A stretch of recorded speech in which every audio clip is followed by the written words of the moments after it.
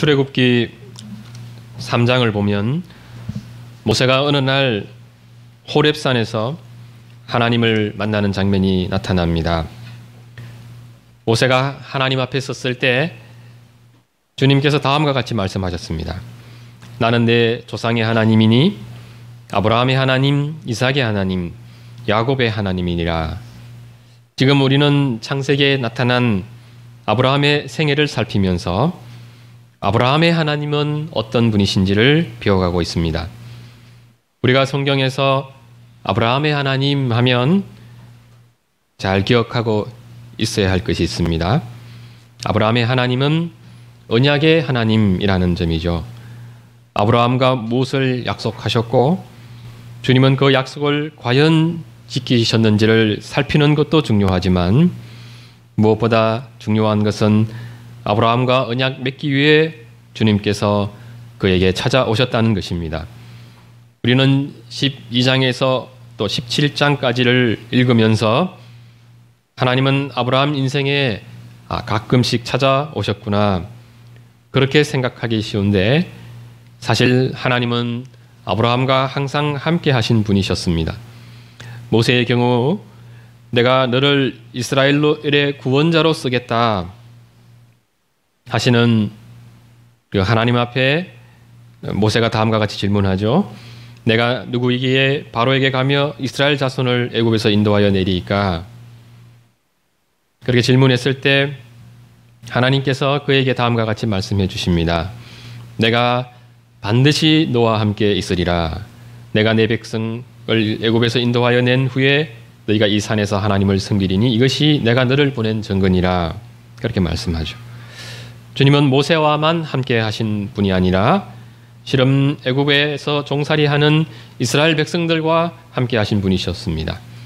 지금도 주님은 우리와 항상 함께 하시는 분이시죠. 그 주님은 아브라함과 항상 함께 하는 분이십니다. 하나님께서 아브라함의 형편, 심지어 그의 마음 상태, 신앙 상태까지 다 아시는 이유는 늘 그와 함께하고 또 그를 지켜보시고 심지어 그의 신음소리에도 귀를 기울이시는 분이시기 때문이죠. 그런데도 하나님께서 그의 눈앞에 항상 머물러 계시지 않으셨던 까닭이 무엇이겠습니까? 아브라함이 하나님을 믿는 믿음의 사람 되게 하기 위해서입니다. 하나님께서 아브라함을 찾아오신 후에 아브라함에게 원하시는 것이 무엇인가? 우리가 이 질문을 가지고 아브라함의 이야기를 읽게 되면 금방 발견하게 되는 것이 있습니다. 주님께서 아브라함에게 하나님을 믿는 믿음을 요구하시는구나 하는 점을 우리가 금방 발견하게 되죠. 그런데 더 놀라운 것이 있습니다. 그 믿음을 일방적으로 요구하지 않으셨다는 것입니다. 아브라함이 하나님을 잘 믿도록 도와주셨다는 점이 우리를 대단히 놀랍게 만듭니다. 그 점에서 우리가 먼저 생각하게 되는 것이 있습니다. 바로 하나님의 인격성입니다. 모세의 하나님을 보면 어느 순간 모세가 더는 하나님께로 나아가지 못하는 것을 보게 되죠. 주님은 모세와 함께 하시면서 동시에 또 그와 구별되어 계신 분이셨습니다. 그 점에서 우리는 하나님의 초월성을 보게 됩니다. 주님은 우리와 친밀히 교제하시는 분이시지만 동시에 우리에게서 거룩히 구별되어 계신 분이십니다. 그래서 우리는 주님의 자비와 긍휼의 마음을 깊이 느끼면서도 동시에 주의 거룩하심 앞에 두려움을 느끼기도 합니다. 이런 하나님의 초월성만큼이나 우리를 바로 놀라게 하는 것이 하나님의 인격성이죠. 그러한 하나님의 속성이 아브라함과의 관계 속에 잘 드러나 있습니다. 하나님의 인격성을 엿보게 되는 가장 특징적인 그 모습이 무엇입니까? 아브라함에게 찾아오셨고 또 그에게 말씀하셨다는 것이죠. 아브라함이 사용하는 동일한 언어를 사용해서 아브라함의 눈높이에서 그와 대화를 나누신 것입니다. 그래서 아브라함의 하나님을 보면 마치 아브라함에게 좋은 친구와 같습니다. 아브라함에게 말씀하시는 하나님은 일방적이거나 강압적인 방식으로 그를 대하지 않으셨습니다. 그에게 큰 복을 약속하시면서 아브라함에게 주신 주님이 원하시는 것을 말씀하십니다. 주님의 요구는 주님이 아브라함에게 주고자 하시는 것과 비교한다면 사실 작은 것이죠. 일방적으로 손해보는 거래를 아브라함과 하시면서까지 아브라함을 설득하신 분이셨습니다. 16장에서 우리는 하나님께 따지는 아브라함의 모습을 보게 되죠. 주 여호와여 무엇을 내게 주시려 하나이까? 나는 자식이 없사오니 나의 상속자는 이 다메섹 사람 엘리에셀이니이다. 그러니까 큰 민족을 이루겠다 하셨는데 왜 아직까지 자식 하나 주지 않는 겁니까? 이렇게 막 따지는 거죠. 하나를 보면 열을 아는 거죠. 자식 하나 주지 않는 분의 말을 어찌 믿겠습니까? 이렇게 말하고 싶겠죠. 아브라함에게 하나님은 아직까지 신실하심이 충분히 증명되지 않은 하나님이십니다. 그렇게 불신의 눈초리로 바라보는 아브라함에게 하나님은 화를 내지 않으셨고 그의 입장을 충분히 헤아려 주셨습니다. 그러면서 말씀하시죠. 15장 4절 여호와의 말씀이 그에게 임하여 이르시되 그 사람이 내 상속자가 아니라 내 몸에서 날 자가 내 상속자가 되리라. 이렇게 말씀하시고는 그를 텐트 밖으로 데리고 가서 밤하늘의 별을 보여주십니다. 그러면서 말씀하죠. 저 하늘의 뭇별을 보라. 내 자손이 저 별처럼 셀 수 없이 많을 것이다 하셨습니다. 우리는 이런 장면에서 인간과는 전혀 차원이 다른 어떤 존재가 아니라 아브라함 역시 아브라함과 함께 교제할 수 있고 다가갈 수 있는 분으로서의 하나님의 모습을 보게 되는 거죠. 사실 이 모습은 하나님께서 스스로를 지극히 낮추신 모습입니다. 그럼에도 이 모습은 사랑이 충만하신 하나님의 또 본래의 모습이기도 합니다. 우리는 이 모습이 그리스도를 통해서 온전히 드러났다는 것을 잘 알고 있습니다. 그리스도의 모습은 주께서 이 땅에서 특별히 다른 모습으로 오신 것이 아니죠. 하나님의 본래의 속성이 바로 그리스도를 통해서 온전히 드러난 것입니다. 그래서 우리는 그리스도에게서 하나님이 어떤 분이신지에 대한 한 단면이 아니라 그분의 온전하신 모습을 보게 됩니다. 주님의 능력과 거룩하심 또 영광스러움 그리고 자비와 긍휼이 많은 그 모습을 입체적으로 바라보면서 주님이 어떤 분이신지에 우리가 눈뜨게 되는 것이죠. 우리는 아브라함의 하나님에게서 그 한 단면을 보게 되는데 그 모습 가운데 하나가 바로 이런 하나님의 인격성입니다. 그래서 우리가 아브라함의 하나님 하면 먼저 우리에게 찾아오신 하나님, 약속의 말씀을 주신 하나님을 떠올리면서 하나님의 그 인격성을 생각하게 됩니다. 아브라함을 친구 삼으신 하나님, 아마도 우리가 이 말로 아브라함의 하나님이 어떤 분이신지를 잘 표현할 수 있을 것 같습니다. 이에 대해서 아브라함의 하나님은 아브라함에게 믿음을 요구하셨고 또 아브라함의 믿음을 연단해 가신 분이시라는 점도 매우 특징적인 면입니다. 아브라함의 후대에야 믿음을 갖도록 도우시는 하나님의 모습을 우리는 성경 곳곳에서 발견할 수 있습니다. 아브라함 이전에도 하나님께서 믿음을 요구하셨다는 것을 우리가 이전의 역사에서 알 수 있죠. 그러나 아브라함은 좀 특별한 면이 있습니다. 주님은 마치 아브라함을 졸졸 따라다니시면서 그에게 믿음을 심으시려는 분으로 나타나신다는 점이죠. 사실 하나님은 아브라함의 믿음을 받을 것인가 말 것인가를 선택만 하면 될 것 같습니다. 그래서 그가 잘 믿으면 그 믿음에 따라 복을 주시면 될 것 같고 또 잘 못 믿으면 그 불신앙의 근거에서 징계를 내리시면 될 것 같습니다. 그런데 하나님은 그런 분이 아니셨습니다. 주님은 아브라함에게 믿음을 요구하셨고 또 아브라함이 믿음에서 추락할 것 같으면 어느새 또 찾아오셔서 아브라함의 그 믿음 없음을 도와주셨죠. 책망하는 것이 아니라 믿음을 갖도록 오랫동안 인내하면서 그를 섬겨주신 것입니다. 17장 말씀도 기본적으로 이전에 아브라함을 섬겨주신 그 모습이 동일하게 잘 나타나 있습니다. 주님께서 아브라함에게 나타나셔서 나는 전능한 하나님이라 너는 내 앞에서 행하여 완전하라. 이렇게 이전과 다르게 아브라함의 불신 땅을 책망하셨죠. 그러나 이런 책망이 가능했던 까닭이 무엇입니까? 주님께서 이미 수차례 아브라함에게 찾아오셔서 동일한 방식으로 믿음을 갖게 닿도록 도와주셨기 때문입니다.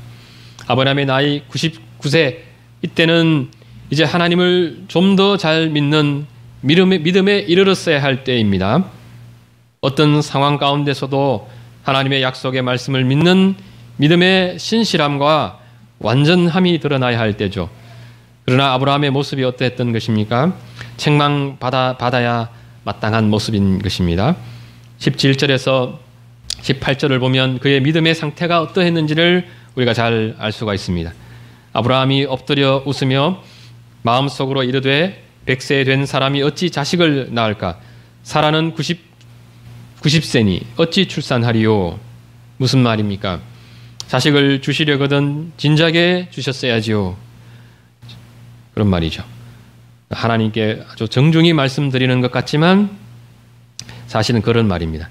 불평과 불만이 섞여 있는 것이죠. 불평이 얼마나 그가 심했는지는 17장 2절부터 16절까지 말씀을 보면 알 수 있습니다. 2절부터 16절 말씀이 어떤 말씀이었습니까? 하나님께서 이전의 약속을 여전히 기억하고 있다고 말씀해 주시는 것이죠.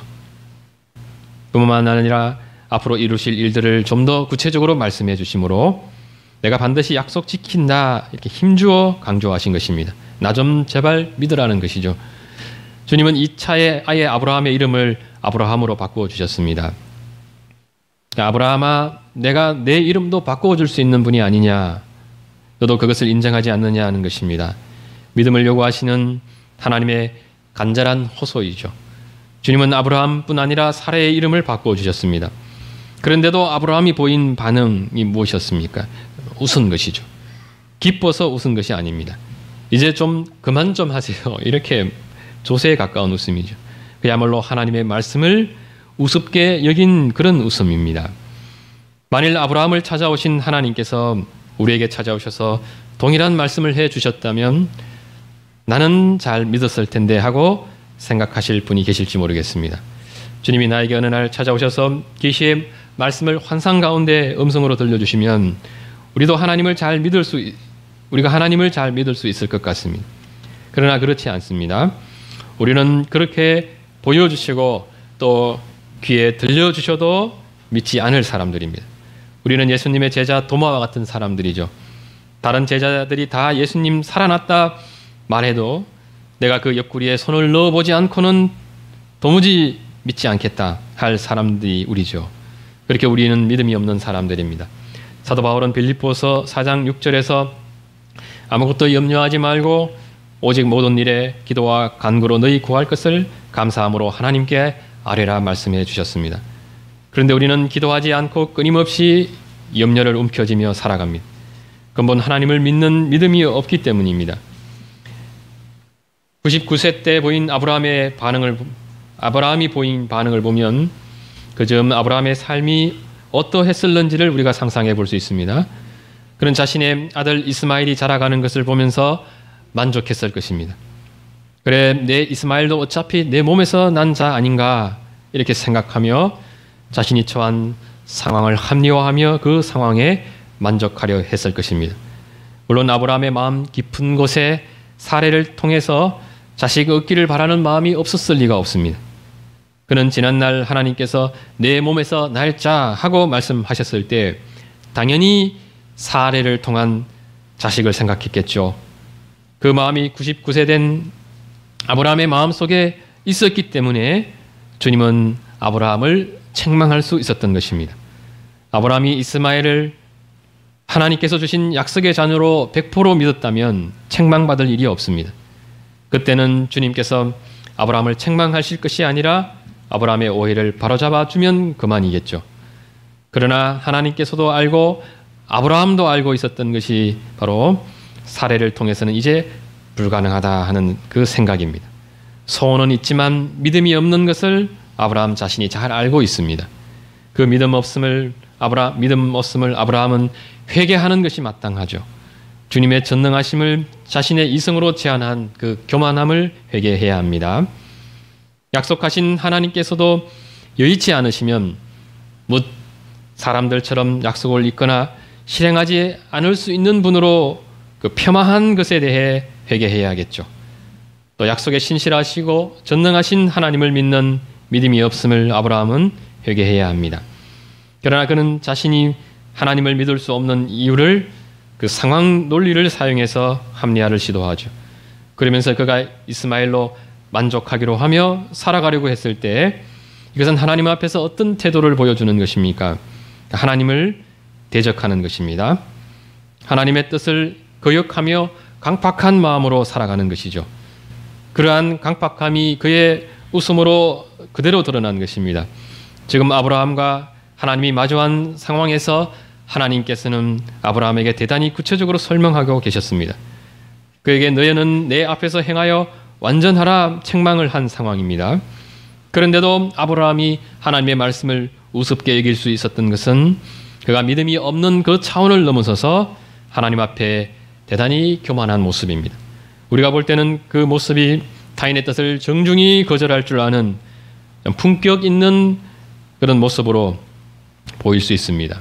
그러나 하나님 앞에서는 그저 완고하고 강팍한 사람으로밖에는 달리 우리가 표현할 수 없습니다. 저는 이런 아브라함의 모습과 또 야복강에서 하나님과 씨름했던 그 야곱의 모습이 참 비슷하다 하는 생각을 해봤습니다. 하나님의 백성들이 하나님 앞에 선 자리, 그 자리는 하나님과 대면하여 있는 자리이고 또 곧 기도의 자리죠. 그 자리는 하나님 앞에 자신을 낮추고 겸손히 주님의 뜻을 수납하는 자리입니다. 그러나 믿음의 조상 아브라함이 99세 때 하나님 앞에 섰을 때와 또 야곱이 야복 강가에서 하나님 앞에 섰을 때 우리는 그들에게서 하나님 앞에 도무지 합당치 못한 모습을 보게 됩니다. 사실 아브라함이나 야곱이 처한 상황은 그 어떤 상황보다 하나님의 긍휼하심과 도우심을 구해야 하는 자리였습니다. 그러나 두 사람은 하나님 앞에 너무나 완고한 마음으로 서 있었습니다. 야곱은 그 마음으로 하나님께 거의 협박에 가까운 때를 쓰고 있었죠. 아브라함은 하나님의 말씀을 우습게 여기고 있었습니다. 가만히 보면 그리고 알고 보면 참 놀라운 모습이 아닐 수 없습니다.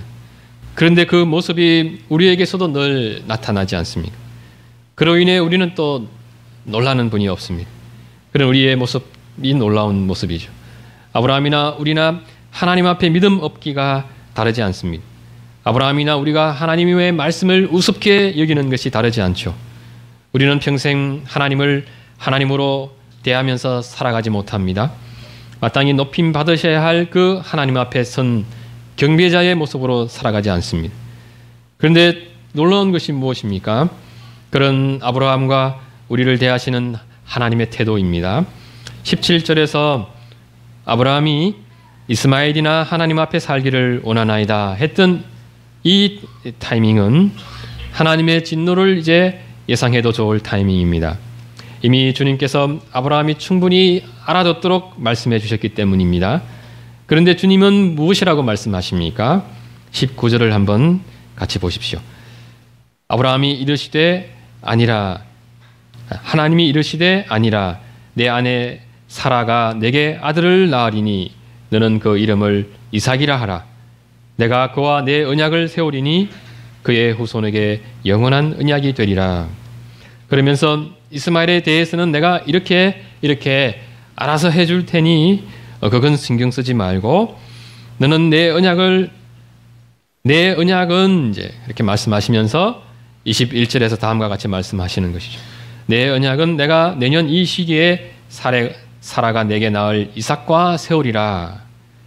여기에서 우리가 하나님의 어떤 모습을 보게 되는 것입니까? 아브라함을 이제 살살 달래는 모습이죠. 마치 잘못은 자기가 해놓고 자기가 뿌리 난 그 자식을 어머니가 살살 달래며 화를 가라앉히는 모습과 유사합니다. 물론 어떤 어머니들은 그런 아이를 일단 혼부터 내고 봅니다. 그러나 자녀 교육에 관해서 우리가 공부를 해보게 되면 그런 방식이 대개는 자녀에게 도움이 되지 못한다는 것을 알게 됩니다. 잘못을 깨닫게 해주어야 하는데 그러려면 무엇부터 하라는 것입니까? 아이들이 그 화를 먼저 가라앉게 해야 한다는 것이죠. 아이와의 관계를 잘 유지하면서 이제 책망해 가야 된다는 것을 가르쳐 줍니다. 우리는 아브라함을 다루는 하나님에게서 그런 성숙한 어머니의 모습을 보게 되죠. 이것은 대단히 놀라운 모습입니다. 이런 모습에서 아브라함을 친구 삼으신 하나님은 이제 아브라함을 아들 삼으신 아버지이신 것이 드러나기 때문이죠. 분명 하나님의 모습은 친구의 모습도 선배의 모습도 인생에 더 많은 경륜을 쌓은 어른의 모습도 아닙니다. 어머니의 모습이고 또 아버지의 모습인 것이죠. 지금까지 주님께서 아브라함을 섬기셨을 때 늘 그와 같은 마음으로 섬겼으리라는 것은 분명한 사실입니다. 그래서 우리가 아브라함을 부르시고 지난 25년간 아브라함을 섬겨오신 주님을 다시 한번 생각해 보게 되면 그곳에서 아브라함을 섬기기 위해 오래 참으신 그 하나님의 사랑을 발견하게 됩니다. 오늘 말씀에서처럼 주님은 아브라함이 회개치 않고 하나님의 말씀을 우습게 여기는 그 순간조차 아브라함을 더 겸손히 섬겨주신 분입니다. 바로 겸손한 헌신과 사랑 때문에 믿음의 조상 아브라함이 있게 된 것이죠. 믿음의 조상이라는 이 타이틀은 아브라함이 하나님을 믿어서 얻은 것이 아니라 하나님께서 아브라함을 믿음의 사람으로 만드신 후에 그의 목에 걸어주신 메달이었다는 것을 우리가 이 17장에서 분명히 알게 됩니다. 우리는 대단히 집요할이 많지 아브라함을 믿음의 사람으로 빚어가시려는 하나님의 강한 의지를 12에서 17장에 걸쳐 살펴보게 되는데 주님께서 아브라함을 믿음의 사람이 되도록 섬겨가신 그 까닭이 무엇이겠습니까? 주님께서 우리를 믿음의 사람 되도록 섬겨가시는 그 까닭이 무엇이겠습니까? 가장 중요한 것은 주께서 오로지 믿음으로만 우리 인생들을 하시려 계획했기 때문이죠. 그러한 구원의 길을 아브라함은 충분히 깨닫지 못했을 수 있습니다. 그러나 주님께서 세우신 계획이 무엇이었습니까? 장차 오실 예수 그리스도를 믿음으로 말미암아 범죄한 죄인을 죄에서 구원하고 사망에서 생명으로 옮기겠다는 것입니다. 지금 아브라함은 자신의 후사에 그의 시선이 머물러 있습니다. 대가 끊어지지 않고 자신들의 후손이 큰 민족을 이루는 것을 지금 소망하고 있습니다. 그러나 주님께서 소망하시는 것은 육신의 혈통이 끊어지지 않는 데 있는 것이 아니었습니다. 믿음의 계보가 끊어지지 않는 데 있었던 것이죠. 아브라함의 피가 이삭에게 물려지는 것이 아니라 바로 하나님에 대한 아브라함의 신앙이 이삭에게 상속되어지기를 바라신 것입니다. 그 신앙을 통해서만 아브라함뿐만 아니라 천하 만민을 주께로 돌아오게 하는 그 생명 구원의 역사가 가능하기 때문입니다. 우리가 주님을 믿는 믿음을 소중히 여기는 것은 그 믿음으로서만 우리가 하나님의 자녀가 될 수 있기 때문입니다. 그래서 우리는 때때로 우리가 참된 믿음 위에 서 있고 참 구원의 그 백성인지 시험해 보게 되는 것이죠. 신앙생활 한답시고 이 땅에서 아무리 많은 선을 행하고 또 폼나게 우리가 잘 살았다 하더라도 참 믿음에 이르지 못하고 구원에 이르지 못한다면 그 삶은 그저 허망한 삶에 지나지 않습니다. 신자들은 내가 바른 믿음 위에 서 있는지를 점검할 수 있어야 하고 우리가 다음 세대에 물려줘야 할 것은 더 많은 재산이나 인생 어떤 처세술이 아니라 인생들을 구원에 이르게 할 복음의 말씀임을 기억해야 할 것입니다. 신자의 믿음은 우리를 죄와 사망에서 구원에 이르게 할 뿐만 아니라 하나님으로부터 오는 모든 신령한 은혜를 받아 누리게 하는 그 수단이기도 하죠. 하나님의 백성들은 원리적으로 그리스도와 생명적으로 연합되어 있어서 주님으로부터 생명의 공급을 지속적으로 받게 됩니다. 그런데 신앙 현실을 들여다보게 되면 실제적으로 하나님으로부터 주어지는 그 풍성한 은혜 속에 살아가지 못하는 모습을 많이 보게 됩니다. 그 이유가 무엇입니까? 신자들이 하나님을 믿는 믿음 위에 든든히 서 있지 못하기 때문입니다. 하나님을 믿는다는 것은 아멘 하는 것으로 그치는 것이 아니죠. 우리의 의지적으로 점점 더 주님께로 나아가는 것을 의미합니다. 그래서 주님을 깊이 의뢰하는 상태를 믿음이 있는 상태라 말하는 것입니다. 누구든지 주님께로 점점 더 가까이 나아가 주님과 친밀한 사귐 속에 살아가게 될 때 그들이 주님에게서 발견하게 되는 가장 두드러진 속성은 바로 주의 충만한 사랑과 거룩함과 영광스러움입니다. 그래서 우리가 주님을 믿는다고 할 때 그것은 곧 하나님을 사랑하는 것을 의미합니다. 또 주의 거룩하심과 영광스러움으로 인해서 주님을 향한 경외심에 이르는 것을 의미하죠. 이런 믿음 위에 우리가 든든히 서 있게 될 때 우리가 이 세상에서는 도무지 얻을 수 없고 경험할 수 없는 그 진정한 복이죠. 곧 주께서 말씀하신 팔복에 해당하는 그런 복을 마음껏 누리게 되는 것입니다. 주께서 우리에게 믿음을 요구하시는 것은 우리가 오직 하나님을 통해서만 진정한 복을 누릴 수 있다는 것을 알기 때문이죠. 하나님을 떠난 인간은 그 어떤 곳에서도 진정한 만족과 기쁨과 행복을 찾을 수 없고 누릴 수 없습니다. 이 세상의 것들은 다 하나님으로 말미암아 주어질 그 복의 모조품에 지나지 않습니다. 모양새는 대충 가져 있지만 그 속에 생명이 없는 것이죠. 잠시는 기쁨을 주고 또 행복을 주는 것 같습니다. 그러나 그것이 잠시뿐이라는 것을 우리는 금방 알게 됩니다. 주님은 우리가 주님을 믿으며 주님과 함께 살아가지 않는다면 일생 동안 그 허망한 것을 좇으며 살아갈 수밖에 없다는 것을 잘 아시는 분이십니다. 우리는 신앙생활하며 그래도 여전히 주님 주시는 것 못지않게 이 세상이 주는 기쁨과 즐거움이 크다고 생각하죠. 그러나 그것은 우리 영혼이 아직까지 충분히 치료되지 못했기 때문입니다. 죄악된 삶이 주는 그 파괴적인 그 중독적 요소에서 우리가 충분히 벗어나지 못했기 때문이죠. 가끔씩 우리는 죄악된 삶의 그 비참함에 대해 눈을 뜨는 때가 있습니다. 주님으로부터 큰 은혜를 경험하는 때 우리가 그것을 경험하게 되죠. 주님과 친밀히 동행하며 주님으로부터 오는 신령한 것들을 우리가 경험하게 될 때 그 비참한 그 실상에 눈을 뜨게 됩니다.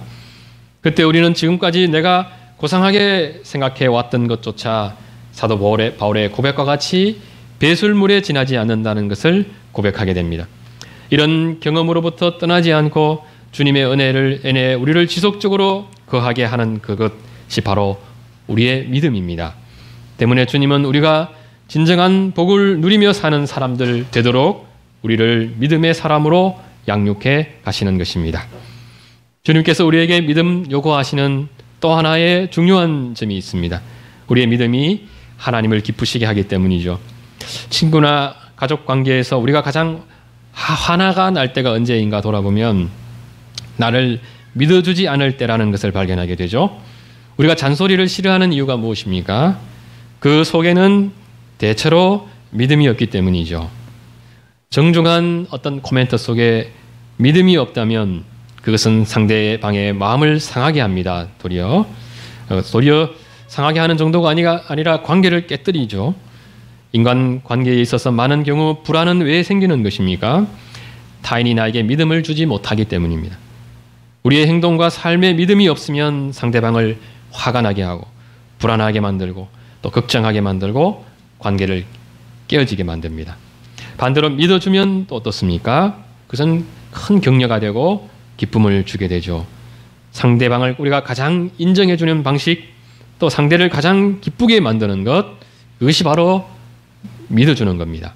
내가 어떤 사람을 사랑한다고 할 때 그것의 가장 큰 표현은 그를 믿어주는 것이고 인정해주는 것입니다. 믿음이 결여된 만큼 그 속에는 바로 사랑이 결여된 것입니다. 주님께서 우리에게 믿음을 요구하시는 것은 주님께서도 바로 그러한 기쁨을 누리기 원하시는 것이죠. 주님께는 모든 것이 있습니다. 모든 부요함이 다 있는 분이시죠. 그래서 우리가 그 어떤 귀한 것을 드려도 그 자체가 귀하지는 않습니다. 그런데도 그것을 받으시는 것은 우리의 마음이 귀한 것이기 때문입니다.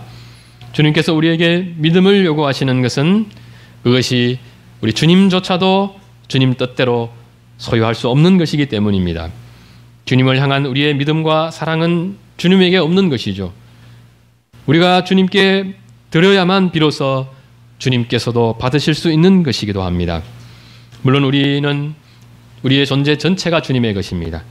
주님을 향한 우리의 믿음과 사랑도 다 주님의 것이죠. 주님으로부터 온 것입니다.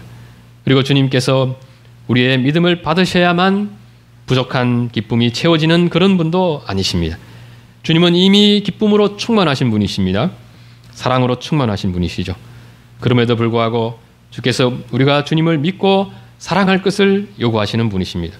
그리고 우리가 주님을 믿고 사랑하게 될 때 그것으로 인해서 기뻐하시는 분이 우리의 주님이십니다. 같이 기도드리겠습니다. 걸어가신 하나님 아버지, 아브라함의 하나님은 어떤 하나님이신지를 저희가 다시 한번 생각해 보게 됩니다. 우리가 주님의 자녀된 것이 주께서 먼저 우리를 찾아오셨고 우리를 겸손과 사랑으로 섬겨주셨기 때문임을 고백하게 됩니다.